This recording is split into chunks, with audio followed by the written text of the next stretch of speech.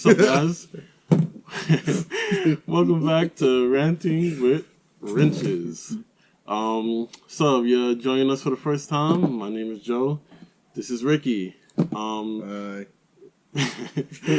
We ask questions, car related or about cars, and we answer them with our honest opinion. Expertise-ish. So without ado, don't forget to subscribe and let's go into this show. So today we are going to be talking about track suspension and coilovers. 2 points we're going to make in this video.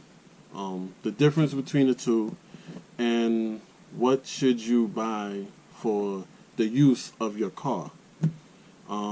So I have more experience in the coilover scene, and he has some of experience in the track scene where he's been driving. Well, he drove on track suspension, so he's gonna give you. Yeah, So I've driven on a track suspension setup where I got the ability to feel the difference and how it responds. It is brutal, absolutely brutal. No play in it. Stiff. There's no play. It's stiff, which is what you want. You know what I mean? So like, if you look at NASCAR, Indy, Formula Drift, World Rally Series, you know what I mean? Anything where you're performing or pushing the car to a high level, you're gonna have this type of suspension. Tubular control arms, X braces, roll cages, stuff like that. Super stiff, minimal to no flex, and there's no bushings. So people think that polyurethane bushings are super stiff, bro. No polyurethane bushings whatsoever. It's literally a metal ball. So if your control arm is, you usually have like the bushing, and then like the wings, where you bolt down the two wings. No, metal ball, metal wings. Just that's it. Like, and then the bolts go straight in. Your ball joint, same thing. Metal ball that you can spin in, you can spin out, and then it's got a lock nut, like a jam nut, lock nut washer, and then kind of similar to a inner and outer tie rod setup. Okay. Where you got the lock nut, the jam nut, you lock it in place, boom, there you go. And then you can move it back and forth depending on how much camber or toe you want in the wheel. And but the problem is it's so stiff, you're not getting no bounce. There's no absorption of like vibration. You feel everything, every single thing. It's terrible if you're driving every single day. Absolutely terrible. That's the kind of car where, like, if you're taking it to like a car show, you put it on the thing. You put it, you're putting it on like a dolly, and like you're transporting that shit on like a ramp or something like that. And then when you get there, you drive it 5 feet, turn it off. Like, that's it. Like, cause like you're gonna get out feeling like an 87-year-old man. That's brutal. That is. That is brutal.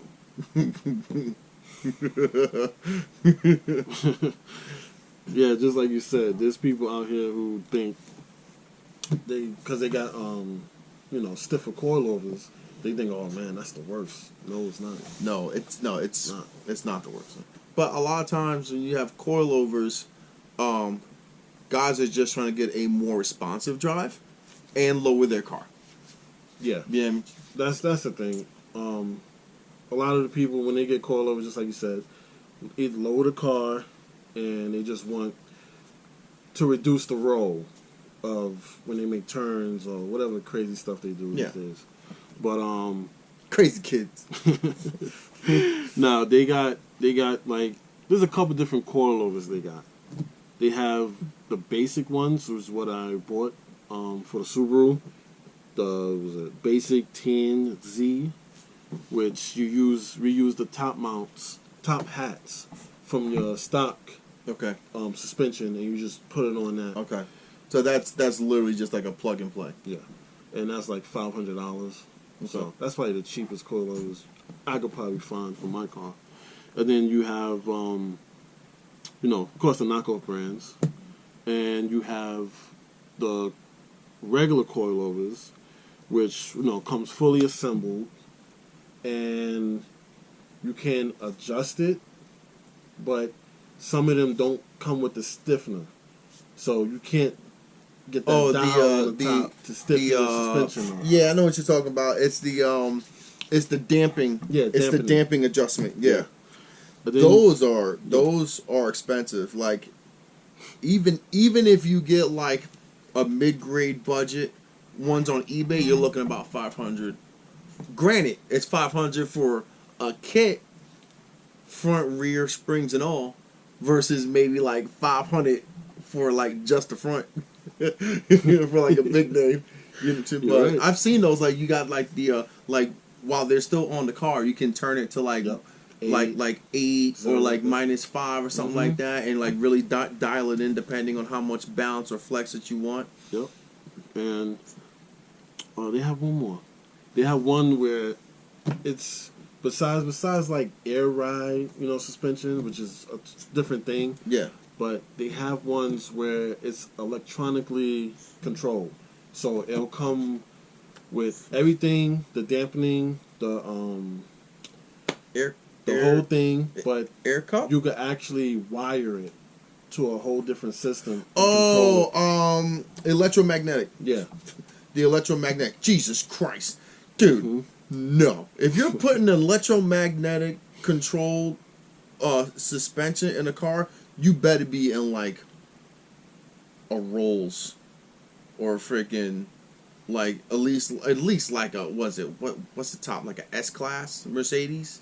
Like what's like the highest class? I can't even afford it. That's why I don't know. Freaking, I think it's an S-Class or E-Class Mercedes, something like that. Z. No, now you're thinking Nissans. Freaking no, dude, that's fuck. My guy said he had one guy who used to come with him, and he used to buy everything electronically for his Subaru. Every suspension part you name was electronically on. Like he said, it was ridiculous. The guy didn't care about power, nothing. I mean, that's what he wanted. I mean, as awesome as that is, to be able to control and change your suspension, literally from a button inside the car, you know what I mean? Which is really what a lot of manufacturers are doing now. You pick a mode and the suspension changes. You know what I mean? Tesla's using that, but you know how expensive that is? To put on something that you're literally just beating on. He said that guy spent so much money. It's ridiculous. Oh my God. I can only imagine how much an electronically controlled, dampening controlled suspension would cost. And the thing is, that still has to be like partial air. Yeah. Because the rising and the lowering, you can't do that with a mechanical spring. You would literally need to like turn that, because or unless they have some type of mechanism that turns the set spring on its own, which even then that would be way more expensive than an air ride system. It's insane. Yeah, imagine. Well, let's say one of the top coilovers you could get is probably like, without like going crazy, $1,500. Yeah, like common H&R, common name. Or BC Racing. BC Racing honestly is a little bit, I wouldn't say on the cheaper side. It's like it's entering into like that mid grade area where you can get a good set for like $1,000. You know what I mean? And it's a good street suspension. But they do have the ones where like you throw it on and you're set, and then they have the ones where you can really start tweaking and dialing and playing around with it. Before you go race, you turn it down like 5 or 6 clicks, but still. But nothing is gonna compare to the abuse of a completely tubular control suspension. Control arms. I actually was curious and I looked up the subframe for my car. They have a completely tubular subframe for my car. It's $4,500. So That's it? I'm not getting that. I ain't gonna lie, I kind of want to, but I'm not getting that. Yeah, but like you said, if you're not racing or you're not like doing something serious, I'll never want to drive it. Don't, because it'll be so harsh. Granted, there'll be no flex in that body. Like that car won't flex at all.